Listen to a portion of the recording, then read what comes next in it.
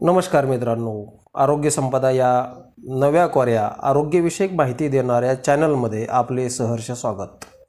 या व्हिडिओला लागल्यास किंवा लघवीला जळजळ होत असल्यास घरगुती उपाय कोणते करावेत हे पाहूयात। उन्हाळ्यामध्ये उष्णता भरपूर असते। शरीरातील पाण्याचे प्रमाण कमी झाल्यामुळे शरीर डिहायड्रेट होत असते। घामाच्या माध्यमातूनही शरीरातील पाण्याचे प्रमाण कमी होत राहते, त्यामुळे लघवीला जळजळ होत असते। यालाच आपण उन्हाळी लागणे असेही म्हणतो। अशा वेळी खरं तर शरीराला भरपूर पाण्याची गरज असते। उन्हाळी लागली तर काय करावे किंवा काय करू नये किंवा उन्हाळी लागूच नये किंवा लघवीला जळजळ होऊ नये म्हणून आपणास काय करता येईल हे पाहूया। काही घरगुती उपाय आपण आज या व्हिडिओमध्ये पाहणार आहोत।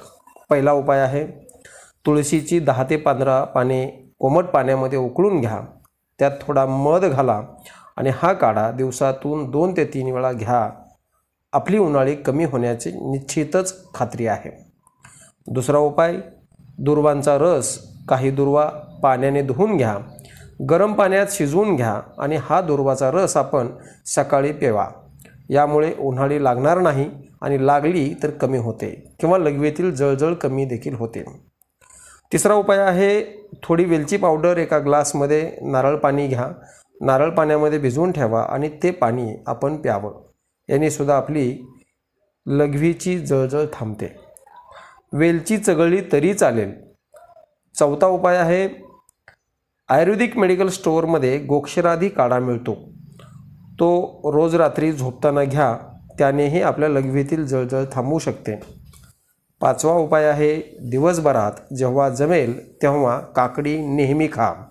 हा खरं तर सर्वात चांगला आणि सर्वात स्वस्त उत्तम उपाय आहे। त्याचबरोबर 6वा उपाय आहे, थंड पाण्यामध्ये थोडा गूळ टाका आणि तो दिवसभरातून 3 ते 4 वेळा ते पाणी प्या। मित्रांनो, वरील सर्व उपाय हे घरगुती आहेत। याने आपल्या लघवीतील जळजळ थांबेल, त्याचबरोबर उन्हाळी लागणार नाही आणि लागली तर वरील उपायांनी त्याचा चांगल्या पद्धतीने आपण उपचार करू शकतो। अशा प्रकारची नवनवीन माहिती आपणास या व्हिडिओमध्ये प्रत्येक वेळेला मिळेलच। हा व्हिडिओ आवडला असल्यास लाईक करा, सबस्क्राईब करा।